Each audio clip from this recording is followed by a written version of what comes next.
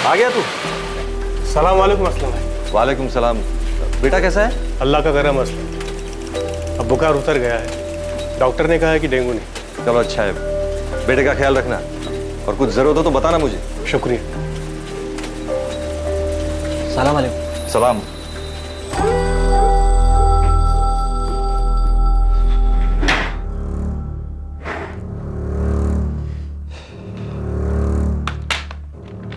मालिक 2 मिनट के लिए मिल सकता हूँ आपसे? अंदर आ जाओ। मालिक काम चाहिए था। मैं कोई भी काम कर सकता हूँ। बाहर इश्तिहार देखा कि आपको हेल्पर की जरूरत है। हाँ, क्या नाम है? नजीबुल्ला रिजवी। मैं कोई भी काम कर सकता हूँ। पहले ही मुब्रा में लोडिंग का काम किया करता था। मुमरा के हो क्या? 3 साल से तो यही हूँ। जैसे गाँव में बीवी है, लड़का है। कहाँ के हो? मतलब गांव कौन सा है? मालिक पंजाब में है, लुधियाना के पास टीकमपुर।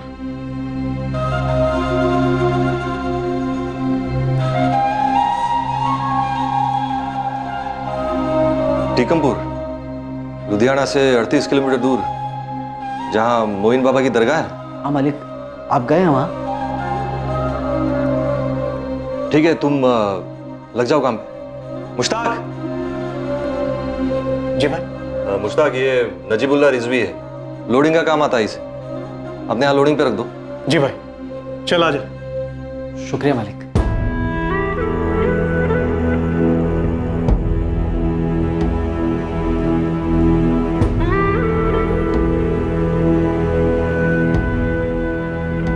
मालिक पंजाब में है, लुधियाना के पास टीकमपुर।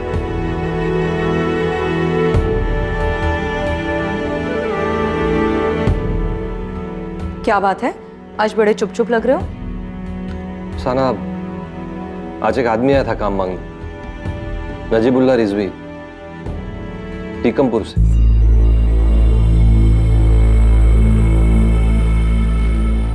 मैं समझ सकती हूँ, लेकिन उसकी बातें सुन के आप ज्यादा जज्बाती मत हो जाइएगा। कहीं पुरानी यादें कोई नया जख्म ना दे जाएं।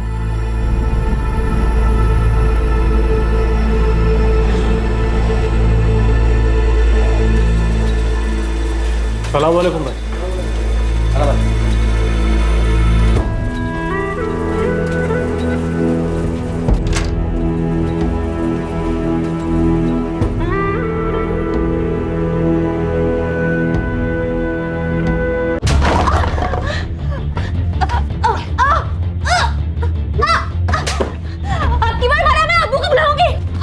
बुला तू, तेरे भाई को बुला और बेटा को बुला।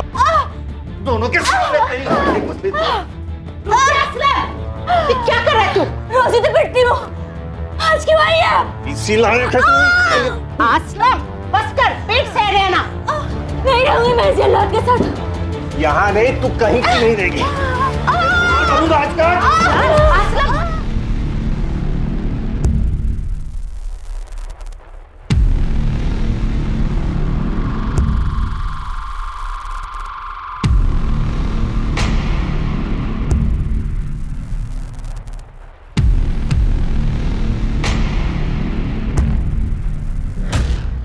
दो चाय और 1 प्लेट खारी बिस्किट।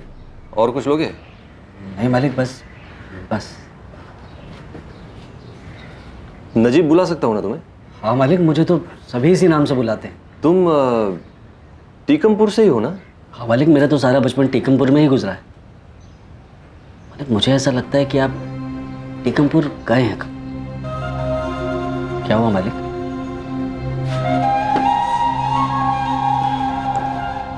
टीकमपुर मेरा ससुराल हुआ करता। अरे आप भी पंजाब से हैं? हाँ, लुधियाना से। काफी साल पहले छोड़ दिया। तो भाभी जी टीकमपुर से हैं? नहीं, अफसाना मेरी दूसरी बीवी है। मेरी पहली बीवी रेहाना टीकमपुर से। रेहाना खातून, हारून चाचा और मोमिना चाची की बेटी, परवेज की बड़ी बहन रेहाना, वही रेहाना? हाँ, तुम जानते हो क्या उन लोगों को? हाँ नजीब, तुम जानते हो क्या उन सबको? मैं उस वक्त बस 23 साल का था। लुधियाना में काम किया करता था, लेकिन टीकमपुर गांव में शायद ही कोई ऐसा होगा जो ना जानता हो। वही है ना आप? जिन्होंने रेहाना बहन को उस वक्त तलाक दिया था जब वो 7 महीने के पेट से थी, वही है ना आप? नहीं नजीब, अब मैं वो नहीं हूं। वो असलम खान एक बहुत ही खुदगर्ज इंसान था। माफ कीजिएगा मालिक, पर जो आपने किया था ना वो गुनाह ही था। आपने रेहाना बहन को तब तलाक दिया जब वो पेट से थी। गुनहगार हूं मैं, रेहाना का गुनहगार हूं। अल्लाह ताला से सजदे में कई बार माफी मांग चुका हूं, लेकिन रेहाना से माफी मांगने की हिम्मत नहीं कर पाया। और अब आप माफी मांग भी नहीं पाएंगे। क्यों? 1 साल पहले एक एक्सीडेंट में रेहाना बहन का इंतकाल हो गया। अम्मी, अम्मी उठो ना। अम्मी, अम्मी, अम्मी उठो ना। अम्मी, अम्मी, अम्मी, अम्मी उठो ना। अम्मी, अम्मी, अम्मी, अम्मी उठो ना। अम्मी, अम्मी उठो ना। अम्मी, अम्मी। ऐसे कैसे छोड़ दिया आपने रेहाना बहन को मालिक? गुनाह हो गया नजीब। अब मैं वो असलम खान नहीं हूं जो 17 साल पहले था। बहुत कुछ बदल गया है। आप मालिक हैं, मैं समझ सकता हूं, लेकिन आप मुझसे क्या चाहते हैं? उस वक्त मैंने सोचा ही नहीं था कि रेहाना पेट से है। बेटा हुआ था रेहाना बहन को। आपके ना होने के बावजूद भी मिठाइयां बांटी थी सारे मोहल्ले में। बेटा? लड़का हुआ था? उस लड़के के बारे में जानना चाहते हैं मुझसे? हाँ नजीब जी, अफसाना के साथ निकाह करके बहुत खुश हूं मैं। रेहाना के साथ था तब हमेशा झगड़ा ही होता था। लुधियाना छोड़ दिया था मैंने, फिर मुझे अफसाना मिली। हम बहुत खुश हैं, लेकिन ऊपर वाले का खेल देख नजीब, अफसाना कभी मां नहीं बन सकी। मैंने भी सोच लिया था कि मैं कभी बाप नहीं बन पाऊंगा, लेकिन नजीब वो रेहाना का लड़का शोएब, शोएब नाम है उसका।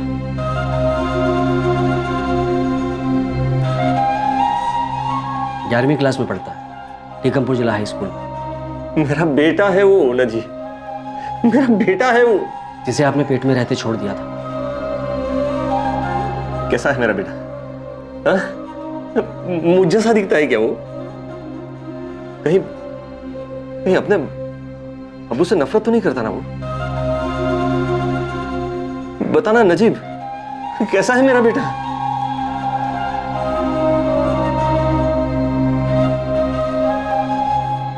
अब क्या हुआ असलम? कुछ कहना चाहते हो? अफसाना, लगता है खुदा ने हमारे लिए पैगाम भेजा है। ये क्या बहकी बहकी बातें कर रहे हो तुम? नहीं अफसाना, देखो ना, यूं ही नजीब का हमारे पास काम मांगने आना, वो भी टीकमपुर से। उसने बताया रेहाना अब नहीं रही। अल्लाह उससे जन्नत बख्शे, लेकिन इसमें पैगाम क्या है? अफसाना, मेरा एक बेटा है शोएब। रेहाना से मुझे लड़का हुआ था, 11वीं में पढ़ता है।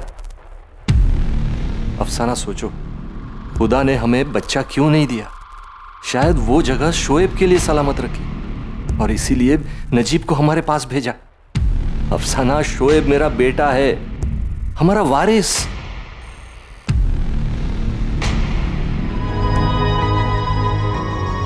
नजीब, ये मेरा बेटा शोएब है। हाँ,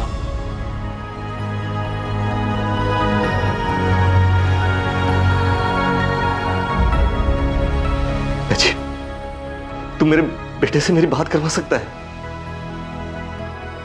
एक नजीब, अल्लाह ने भेजा है तुझे मेरे पास, ताकि मैंने जितने गुनाह किए ना, उन गुनाहों की तौबा कर सकूं। नजीब, नजीब, तू ही एक बाप को उसके बेटे से और बेटे को उसके बाप से मिलवा सकता है।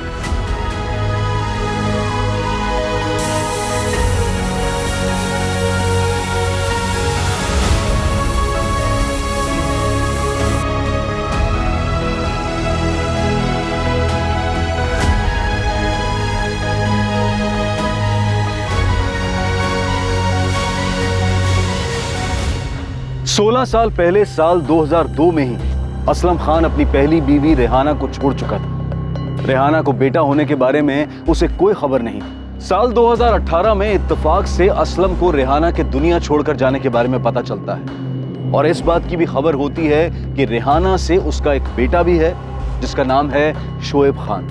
क्या यह नियति थी और क्या यह वाकई नियति थी कि इसके तकरीबन 1.5 साल बाद साल 2019 में शोएब एक दिन अचानक गायब हो जाता है?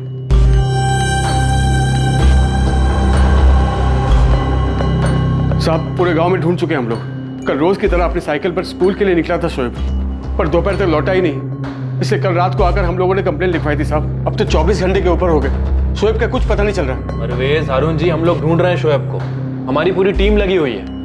हमने टीकमपुर, गुरदास नगर, यहाँ तक कि लुधियाना तक शोएब की फोटो को भिजवाया है। पर साहब हमारा नाती अपने आप इतनी दूर नहीं जा सकता। फिर आप ही बताइए कि किसके साथ जा सकता है? किसी के साथ गया है क्या वो? परवेज, हारून जी, आप लोगों ने बताया नहीं कि परसों दोपहर में आप लोगों से डांट पड़ी थी शोएब को। और परवेज, तुम्हारी वाइफ नुसरत ने तो उसे थप्पड़ भी मारा था। तुम्हारी पड़ोसी आयशा से पता चलाई। उनका ना झगड़ा हुआ था किसी बात को लेकर मैडम। शोएब परसों दोपहर को बहुत चिल्लाता हुआ गुस्से में घर से निकला था। नहीं रहना है मुझे यहाँ, मैं अपना ठिकाना खुद ढूंढ लूंगा। शोएब रुक बेटा, घर चल। नहीं, मेरी बात मैं नहीं रुकूंगा। मुझे नहीं रहना आप लोगों के साथ। अरे नुसरत ने तेरी भलाई के लिए थप्पड़ मारता है। शोएब रुक, बात मान मेरी, रुक। मैडम वो बहुत छोटी सी बात थी और उस रात तो शोएब घर भी आ गया था।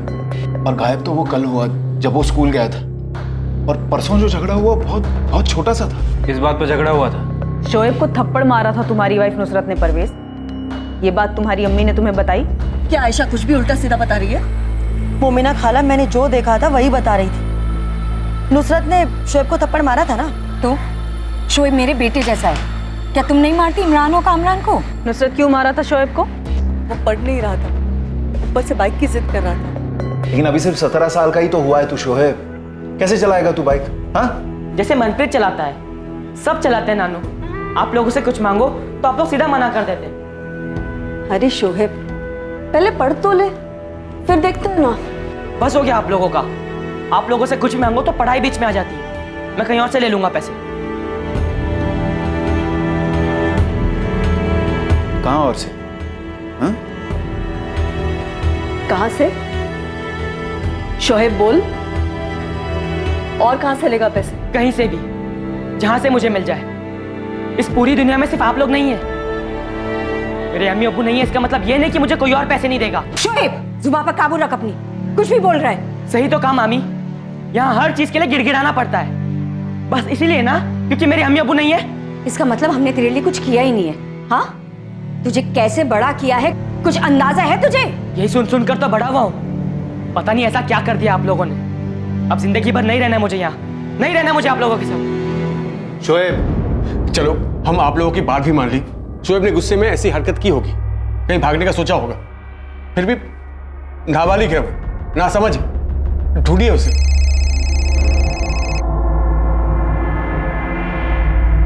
हाँ बलदेव, बोलो। मैडम, यहाँ गांव के बाहर जंगल के पास वाले सूखे कुएं के करीब एक साइकिल मिली है हमें। लगता है कि ये शोएब की साइकिल हो सकती है, क्योंकि उसके घर वालों ने ऐसे ही साइकिल के बारे में जिक्र किया है। मैं आपको उसकी फोटो भेजता हूँ। ठीक है।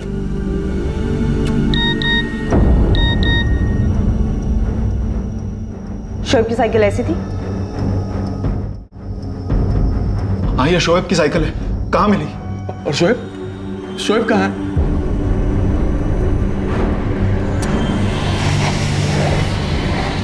आसपास चेक करो, शोएब का बस्ता वगैरह मिलता है क्या?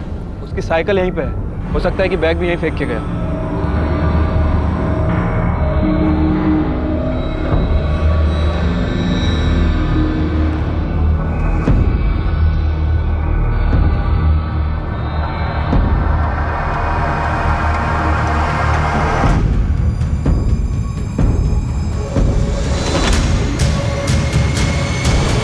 सर, शोएब के स्कूल में उसके दोस्तों से पता किया था, उन सभी का कहना है कल स्कूल में शोएब नॉर्मल लग रहा था। किसी से कुछ भागने वागने के बारे में बात की थी? नहीं सर, उसके स्कूल के दोस्त यही कह रहे थे, वो रोज की तरह घर के लिए ही निकला था।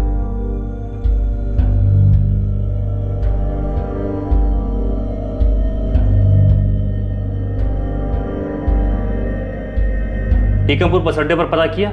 जी सर, शेयरिंग रिक्शा वाले, टैक्सी वाले सबको फोटो दिखाकर पूछा, पर किसी ने लड़के को नहीं देखा।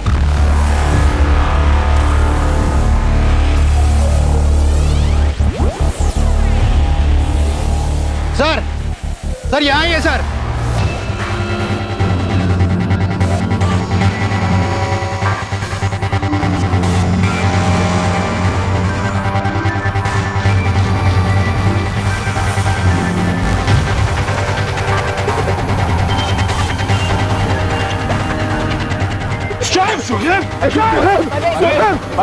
परवेज उसकी सांसें नहीं चल रही है। नहीं, क्या बात कर रहे हैं? मुझे देखना है। एक मिनट रुको।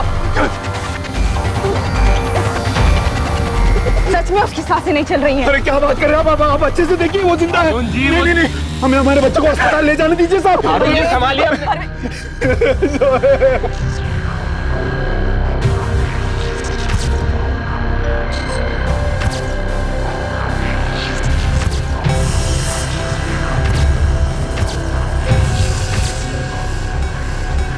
जंगल के पास वाले खंडहर में शोएब की लाश मिली है।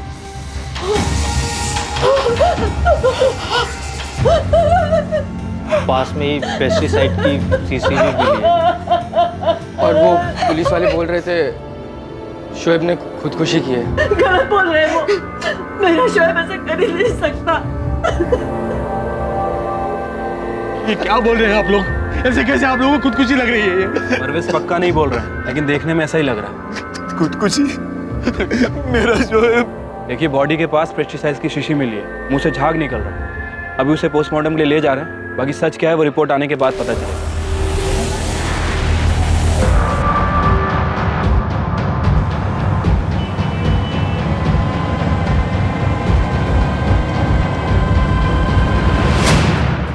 मैं रूम नंबर 403 से बोल रहा हूँ। मेरे बिल्स रेडी रखना, मैं 5 मिनट में चेकआउट करूँगा।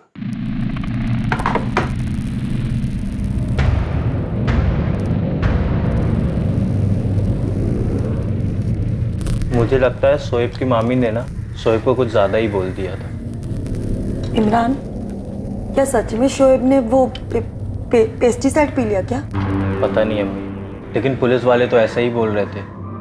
कुछ दिनों से शोएब कुछ परेशान सा भी लग रहा था। तुझे कुछ बताया उसने? कुछ कहा तो नहीं अम्मी, लेकिन दिख रहा था कि परेशान है वो। बेचारे बच्चे का नसीब भी क्या था। बाप ने कभी मुंह नहीं देखा, माँ ऐसे ही चली गई, और अब बेचारा शोएब खुद भी। ये नहीं हो सकता, खुदकुशी नहीं कर सकता मेरा नाती। वो ऐसा लड़का था ही नहीं, ये सच नहीं है।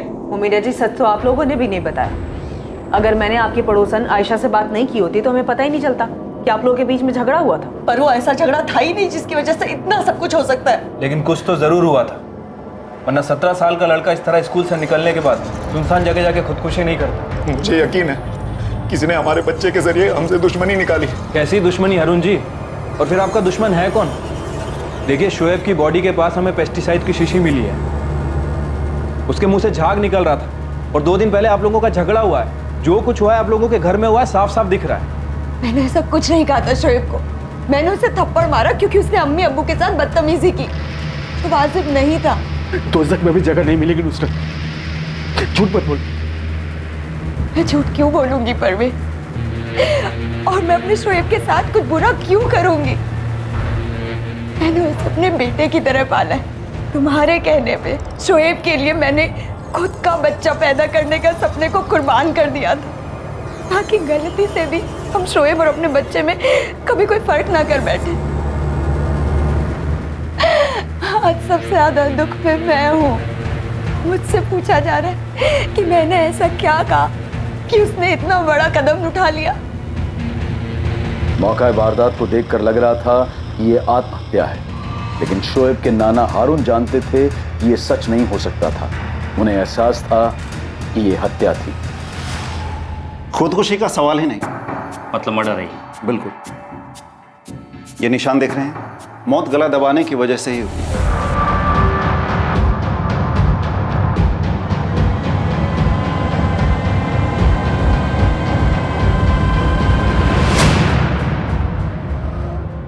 लेकिन वो जो पेस्टिसाइड की बॉटल मिली थी, वो पेस्टिसाइड विक्टिम के सिर्फ मुंह से मिला है, और थोड़ा बहुत इसके गले के अंदर चला गया था। इसके पेट में तो गया ही नहीं था। पेस्टिसाइड सिर्फ मर्डर को खुदकुशी दिखाने के लिए ही इसके मुंह के अंदर में डाला गया।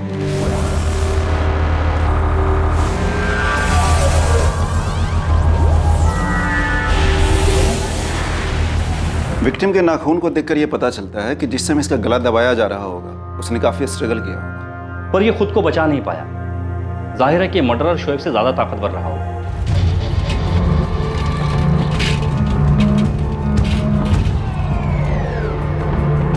भुवन, तेरा क्या चल रहा है सब? काम से ज्यादा छुट्टी मार रहा है तू? हाँ, वो थोड़ा काम पड़ गया था। काम पड़ गया था? मैं तो यहाँ दुकान में बैठकर टाइम पास करता हूँ ना। देख भुवन, आज के बाद अगर तू लेट आया या बीच में कहीं भी गायब हुआ ना तो घंटे के हिसाब से तेरे पैसे काटूंगा, समझा? वो भुवन कुमार, उसी ने मेरे शोएब को मारा। उसी का नाम क्यों लिया आपने? आपकी कोई दुश्मनी है उससे या फिर शोएब की कोई लड़ाई हुई थी? जब आपने पेस्टिसाइड की बात की तभी मुझे लगा कि ये काम भुवन का ही होगा। क्यों? उसने सुखविंदर जी का पूरा खेत बर्बाद किया। इतना पेस्टिसाइड डाला कि सारी फसल मर गई।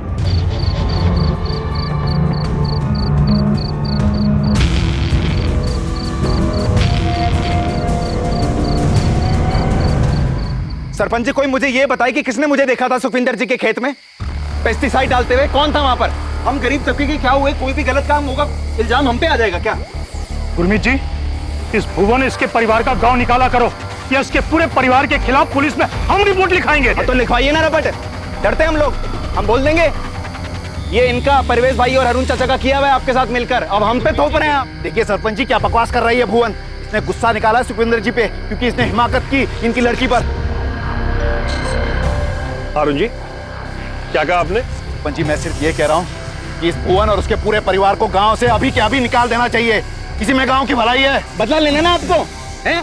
पूछे सरपंच जी इनसे। सुखविंदर जी बताइए इनको। सुखविंदर जी, है कोई ऐसी बात जो आप पंचों से छुपा रहे हैं? सरपंच जी, इस लड़के को अपनी औकात का पता नहीं। इसे तो औकात मत पूछना चाचा हमारी। नहीं ना, आप रुकिए, औकात मत पूछना। आप औकात पे आ गए ना, हम बता देंगे आपको भी। हम तुम्हारी औकात ये है कि तुम अपने इलाके में रहो। या कोने में जगह दी ना रहने के लिए, वहां पड़े रहो चुपचाप। अपने अब्बू को कहिए औकात में आने के लिए। सुखविंदर जी ने बात वहीं छोड़ दी, आगे नहीं बढ़ाई। ये भुवन का ही किया कराया था। भुवन ने पहले सुखविंदर जी से बदला लिया, उनकी फसल बर्बाद करके, और हम आपसे बदला। लेकिन क्यों? शोएब को मारकर ऐसा कौन सा बदला ले रहा था भुवन? भुवन ने सुखविंदर जी की बेटी प्रीति को फंसाया था।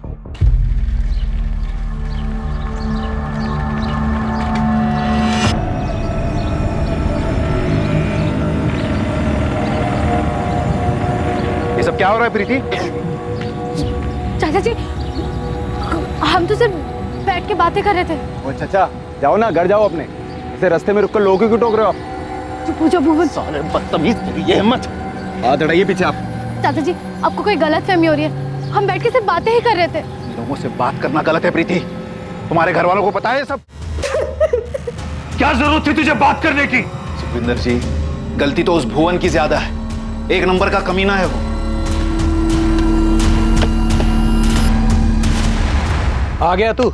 सुखविंदर जी ने भुवन की खूब पिटाई की और अपनी बेटी से दूर रहने की हिदायत भी दी।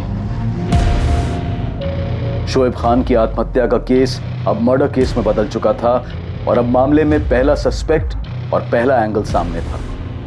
भुवन कुमार को पूछताछ के लिए हिरासत में लिया गया क्योंकि शोएब के नाना ने भुवन पर शक जाहिर किया था। मुझे तो फैमिली के अंदर ही कुछ गड़बड़ लग रही है।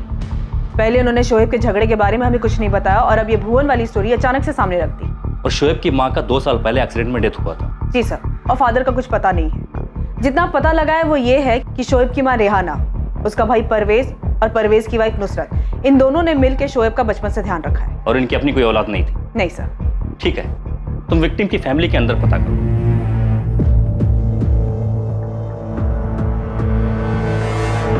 बस हो गया आप लोगों का। आप लोगों से कुछ मांगो तो पढ़ाई बीच में आ जाती है। मैं कहीं और से ले लूंगा पैसे। कहाँ और से? कहीं से भी, जहां से मुझे मिल जाए। इस पूरी दुनिया में सिर्फ आप लोग नहीं हैं।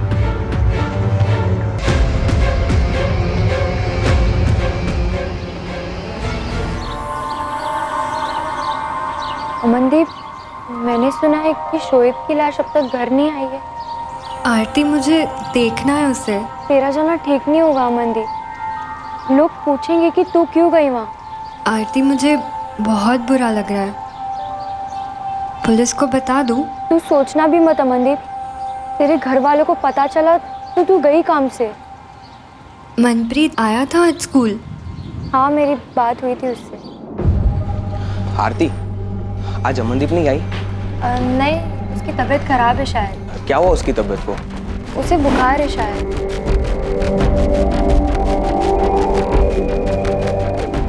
अमनदीप, मुझे आज मनप्रीत के चेहरे से बहुत कुछ अजीब लग रहा था। कहीं मनप्रीत ने तो कुछ नहीं किया? चल, आज तो पता चल ही जाएगा कि अमनदीप किसकी है।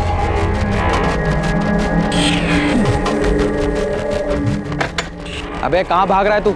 अरे रुकना। जा मनप्रीत, मेरा मूड नहीं है। मूड नहीं है कि तेरी हालत खराब हो गई है?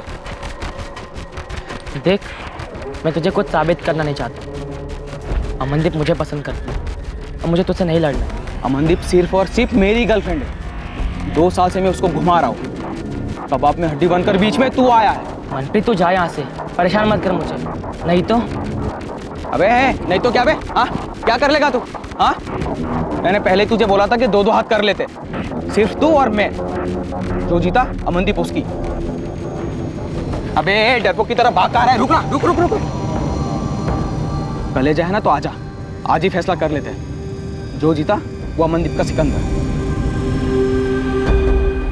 भुवन कुमार, जिस पर शोएब के नाना हारून बेग ने उंगली उठाई थी, वो पुलिस कस्टडी में था। लेकिन शोएब, अमनदीप और मनप्रीत का लव ट्रायंगल अभी पुलिस इन्वेस्टिगेशन से कोसों दूर था।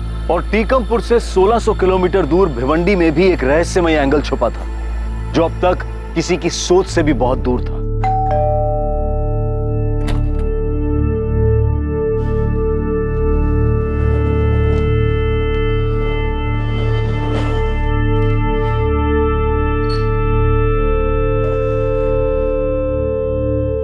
मिला शोएब? मिले आप उससे? क्या हुआ असलम, आप शोएब से मिले? वो आया ही नहीं अफसाना। मैंने 2 दिन इंतजार किया वहां, लेकिन शोएब आया ही नहीं। उसके नाना नानी को तो पता नहीं चल गया?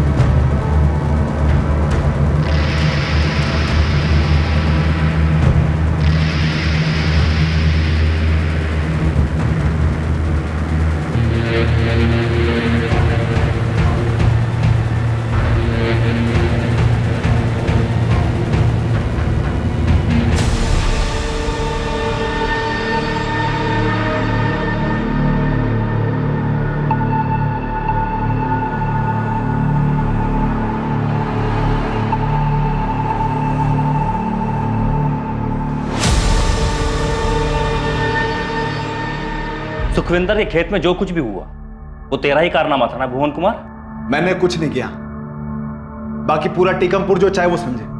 ये तेरी पंचायत नहीं है, पुलिस थाना है। तो ना वहां बकरा बना था ना यहाँ बनूंगा कि जब जिसकी मर्जी चले मेरी कुर्बानी दे दी। साले तेरी लव स्टोरी पकड़ी गई, पूरे गांव में कोहराम मचाएगा तू? हाँ? तूने शोएब को क्यों मारा?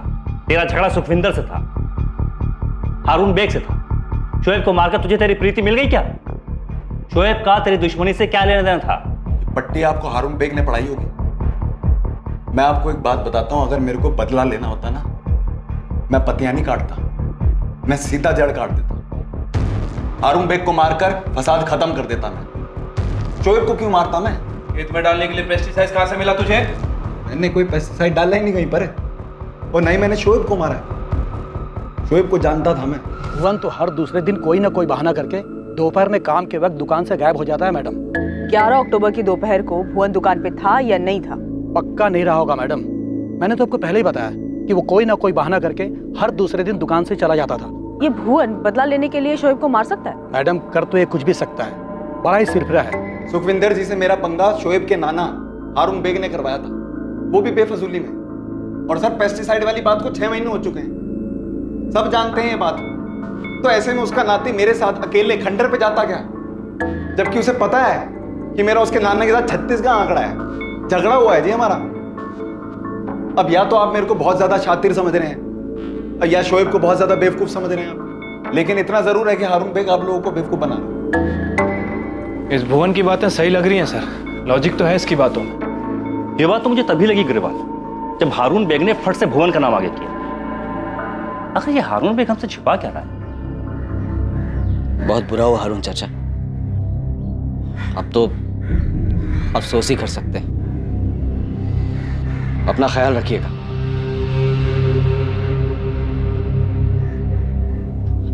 जफर, चलो बेटा।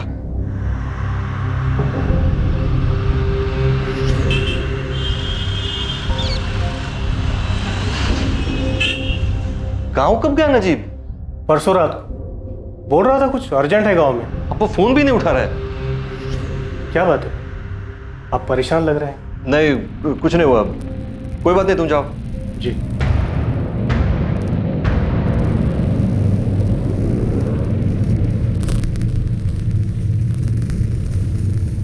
The number you have called is currently not reachable. Sir Bhuvan का इस कांड में कोई हाथ नहीं है, ये बात तो पक्की है। ये तो हमें भी पता है। उस्मान तुझे घर के अंदर झांकने के लिए बोला था ना? मैडम वहीं से पता करके आ रहा हूँ। एक बात तो है जो सबको मन ही मन में पता है कि परवेज और नुसरत ने शोएब को अपना बेटा माना था, जबकि उसकी माँ थी रेहाना, जो अब गुजर गई। जी सर। नुसरत के मन में खेद भी है कि उसका शौहर परवेज रेहाना का छोटा भाई बचपन से ही शोएब से इतना लगाव लगा बैठा है कि आज तक उसने अपना बच्चा तक नहीं किया। और उस झगड़े का क्या उस्मान, जो 10 तारीख को शोएब को लेकर घर में हुआ था? बाइक की बात तो उन लोगों ने बताई है, क्या शोएब की और भी कोई जिद थी? सर मैं तो बोलता हूँ आप परवेज और हारून से डायरेक्टली थोड़ी सख्ती से पूछिए। परवेज, हमने सुना है कि तुम्हारी बीवी नुसरत, उसका तुम्हारा शोएब को गोद लेना, उसे अपना बेटा बनाना, या तुम जो कुछ कहो, वो कुछ खास पसंद नहीं आया। ये सब उस भुवन ने किया, आप उसे छोड़कर। हारून जी, आपकी जानकारी के लिए बता दूं, ये काम भुवन का नहीं, उसका आपके साथ झगड़ा था, और ये बात आपके घर वाले भी जानते हैं और पूरा टीकमपुर गांव जानता है। अब आप ले देकर हमारे बच्चे के कातिल को हमारे ही घर में ढूंढ रहे हैं। परवेज, मैंने तुमसे कुछ पूछा? हाँ, नुसरत को खेद था, पर वो देखिए, ये 16 साल पहले की बात थी। जब हमारा निकाह हुआ था, 1 साल का था शोएब, तब नुसरत गुस्सा थी, पर 16 साल बीत चुके इस बात को साथ। उसके बाद नुसरत ने शोएब को अपना बेटा ही माना, और अब तक मान रही है। उस दिन झगड़ा सिर्फ बाइक को लेकर के नहीं था ना? तो और क्या था? नहीं, आपको अगर पता है तो हमें भी बता दीजिए। शोएब के अब्बू कहाँ है?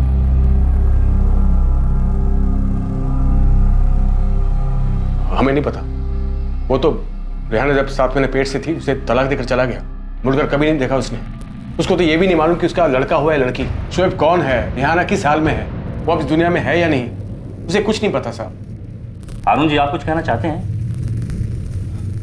जी, शोएब ने उस दिन कुछ ज्यादा ही जिद पकड़ ली थी। बात सिर्फ बाइक को लेकर। परवेज, अपने अब्बू को बोलने दो। बात तो बाइक को लेकर ही थी साहब, लेकिन शोएब ने कुछ ऐसी बात की जो बहुत चुभ गई हमें। मैं कहीं और से पैसे ले आऊंगा, कहीं से भी, जहां से मुझे मिल जाए। सिर्फ आप लोग की नहीं है मेरे इस दुनिया में।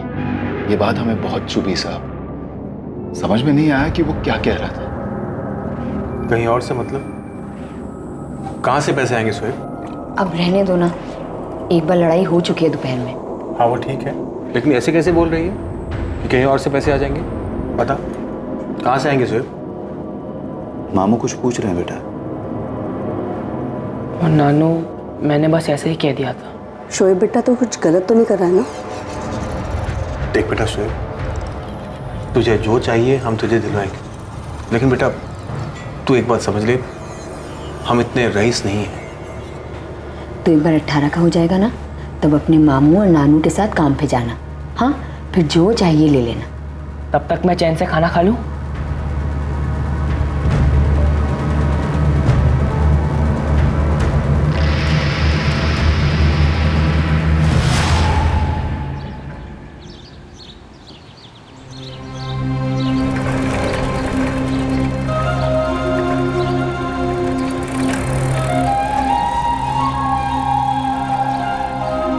नानू, क्या हुआ? बेटा तेरी बातों से इतना तो लग रहा था कि तू पैसे कहीं और से ला सकता। मेरे अब्बू होते ना तो कुछ मांगने पर 4 बातें नहीं सुनाते और थप्पड़ नहीं मारते, पर क्या करूं, अब्बू नहीं है ना। शोएब के अब्बू कहाँ हैं? हमें कोई खबर नहीं साहब। वो तो मेरी बहन को 17 साल पहले तलाक देकर लुधियाना से जा चुका था। इतने सालों में ना तो उसकी कोई खबर है ना उसे कभी मैंने देखा। आप लोग अभी भी पूरी बात नहीं बता रहे कि शोएब अपने अब्बू से मिला था। आप खुद ही सोचिए साहब, कैसे मिलता वो? जब हमें ही नहीं पता कि उसका अब्बू असलम कहाँ है तो उसे कैसे पता चलता? कैसे मिलता शोएब अपने अब्बू से जिसे उसने आज तक कभी नहीं देखा? लुधियाना में खबरियों से पता करो। ये असलम खान शोएब का बाप था। इस असलम खान के बारे में जितनी भी इंफॉर्मेशन निकलवा सकते हो निकलवाओ। ये शोएब फैमिली में किसी न किसी के तो गले की हड्डी बन गया था। सर क्या आपको लगता है कि शोएब के अब्बा यहाँ टीकमपुर में आए थे? क्योंकि उनका तो कहीं जिक्र ही नहीं है। तो पता करके देखो कि एक 17 साल के लड़के के अचानक से तेवर कैसे बदल गए। बोला कहीं से भी ला सकता है पैसा। देखो तो कि आखिर कहां से आया था इतना भरोसा। अरे नजीब सुन। हाँ मुश्ताक भाई। तेरा फोन बंद क्यों है? मुश्ताक भाई वो गांव में कुछ काम था, उसमें बिजी था। असलम भाई से मिल ले, मिलना चाहते हैं तुझे। तुम कहाँ थे नजीब? और शोएब कैसा है? ये आप मुझसे पूछ रहे हैं मालिक? ऐसे क्यों बोल रहे हो नजीब? क्या बात है? क्या किया आपने मालिक? उस बच्चे के साथ क्या किया आपने? मैंने क्या किया? ऐसे क्यों बोल रहे हो तुम नजीब? अरे मैं तो गया था 10 तारीख को लुधियाना उसे मिलने। मेरी बात हुई थी शोएब से। वो अगले दिन 11 तारीख को मिलने भी आने वाला था। शोएब बेटा मैं लुधियाना पहुंच गया हूँ। अभी अभी होटल में चेक इन किया है। हाँ तू आजा बेटा, फिर इकट्ठे चलते हैं बाइक शोरूम। हाँ तुझे जो बाइक अच्छी लगे ना तुझे दिलवा दूंगा। और कब आ रहा है तू? अब्बू आ जाना थोड़ा मुश्किल है। मैं कल स्कूल जैसे ही खत्म होगा वैसे ही यहाँ टिकमपुर से बस पकड़कर आपके पास लुधियाना आ जाऊंगा। लेकिन पक्का आएगा ना तू बेटा? हाँ अब्बू पक्का आ जाऊंगा। बेटा तू दुखी क्यों लग रहा है? कुछ हुआ है क्या? नहीं अब्बू, मैं कल मिलता हूँ आपको। अच्छा ठीक है, तब तक ना मैं तेरे लिए अच्छी सी बाइक देख कर रखता हूँ। हाँ अब्बू। हाँ बेटा।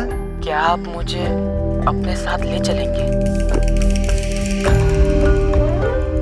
मुझे लगा शायद उसके नाना और मामा की वजह से उसका मेरे पास आना मुश्किल होगा, क्योंकि मैंने उन लोगों को कुछ बताया नहीं था। ना ही ये बताया था कि शोएब के साथ मैं कांटेक्ट में हूँ। नजीब मैं उस दिन शाम को 4 शोरूम गया था बाइक देखने शोएब के लिए। और अगले दिन शोएब नहीं आया? नहीं, वो एक बात है नजीब, लेकिन उसका फोन क्यों बंद आने लगा? अभी तक बंद है। शोएब का फोन तो बंद आएगा ही ना मालिक। और अगर शोएब का फोन चालू भी होता तो वो कैसे बात करता आपसे? क्या मतलब? अब इतने जान मत बनिए मालिक। 11 तारीख को शोएब मारा जा चुका है, मर चुका है वो। ये आपने क्या किया मालिक? ये क्या किया आपने मालिक? कहीं आपने गलती से हारून चाचा और परवेज से शोएब को अपने साथ ले जाने की बात तो नहीं की? मैं क्यों करूंगा उन लोगों से बात? नफरत करते हैं वो लोग मुझसे। मालिक अब 1.5 साल से शोएब से बात कर रहे हैं, और अब जब आप उससे मिलने गए तो किसी ने आके उसे मार दिया। आपने अपने साथ साथ मुझे भी गुनाहगार बना दिया है। ये हारून चाचा की आंखों में आंखें डालकर बात भी नहीं कर पा रहा था।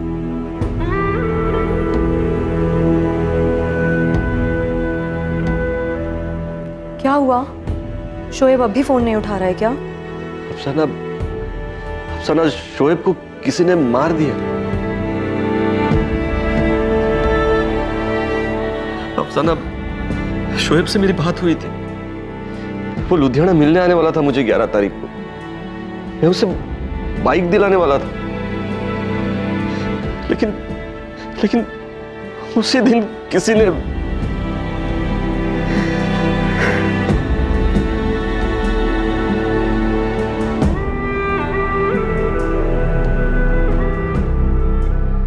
मैम, मनप्रीत नाम का एक लड़का है, ये मिला था शोएब से 11 तारीख की दोपहर को। कहाँ मिला था? गांव के तालाब के पास। इन लोगों की पुरानी दुश्मनी भी थी, झगड़ा भी हुआ था, लड़की का मामला था। उसी के स्कूल की है? जी, मगर मैम थोड़ा संभल के। ये जो मनप्रीत है गांव के सरपंच गुरमीत जी का लड़का है।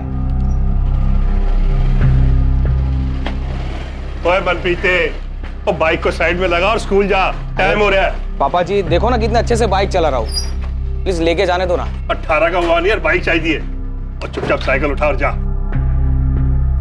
कहिए मैडम, कैसे आना हो? गुरप्रीत जी, हमें आपके बेटे मनप्रीत से बात करनी है। 18 साल का नहीं हुआ, इसलिए आप साथ में रह सकते हैं। क्या बात होगी मैडम? कौन सी बात करनी है? मनप्रीत, क्या क्या तूने? पापा जी मैंने क्या किया? मनप्रीत, हमें शोएब के बारे में बात करनी है तुमसे।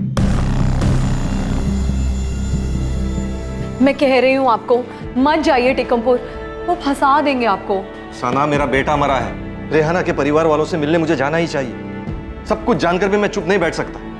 इतने सालों तक पाला है उसने हमारे बेटे को। कम से कम ऐसे वक्त में उनसे मिलने जाना ही चाहिए मुझे। जब आपने पहली बार उस नजीब की बात निकाली थी कि वो रेहाना की पूरी फैमिली को जानता है, मैंने तभी आपको आगाह किया था कि ज्यादा जज्बाती मत होइए कि कहीं पुरानी यादें कोई नया जख्म ना दे जाए। अब हो गया जख्म। सना, तुम जिसे जख्म कह रहे हो मेरा बेटा था और जख्म मैंने दिए है उसे। मुझे टिकमपुर जाना ही चाहिए।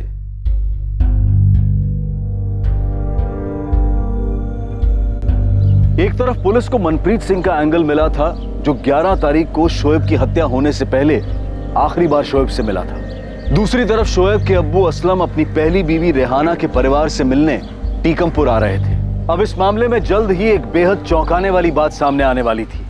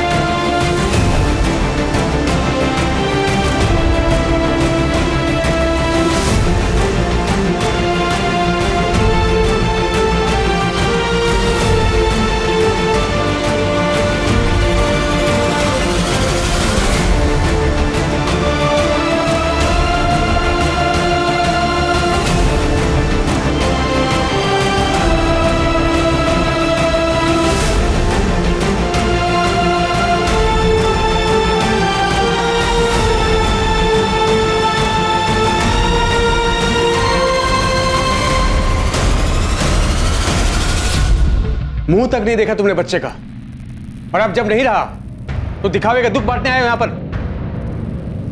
इससे पूछो अब्बू, ये कैसे अचानक सामने आ गया और इसे कैसे पता चला कि शोएब इसका बेटा है, और अब शोएब नहीं रहा। मुझे माफ कर दीजिए, मैं आप लोगों से पहले मिलने नहीं आ पाया, लेकिन मैं पिछले 1.5 सालों से शोएब से बात कर रहा था।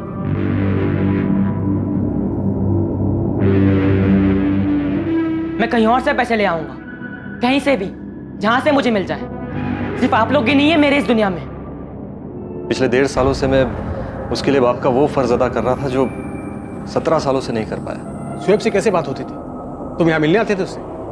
फोन पे बात करता था। कहानियां मत बनाओ। शोएब के पास कोई फोन नहीं था। उसके पास था फोन। वो यहाँ रहने वाला वो नजीब, उसने मुझे नंबर दिया था उसका।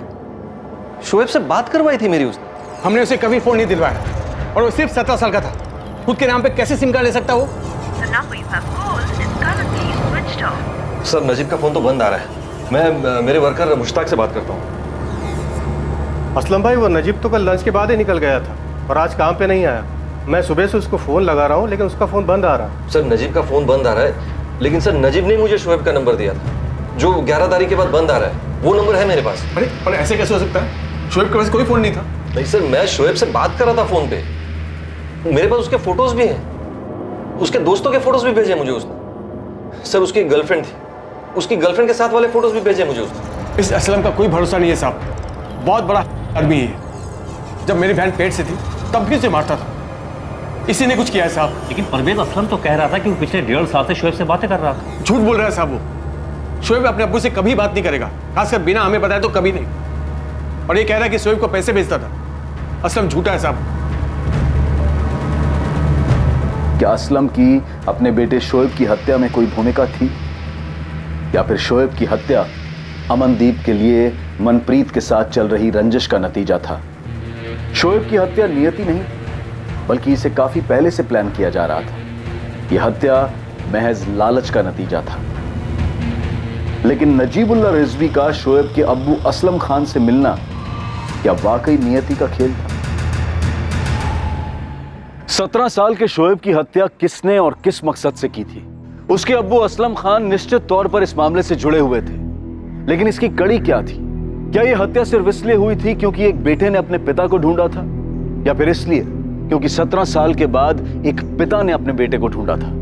यह अपराध रोंगटे खड़े कर देने वाला था, लेकिन इसका मकसद और इसकी योजना अविश्वसनीय और चौंका देने वाली थी। इस केस का खुलासा हम करेंगे कल रात 10:30 बजे इसके दूसरे और आखिरी भाग में। जय हिंद।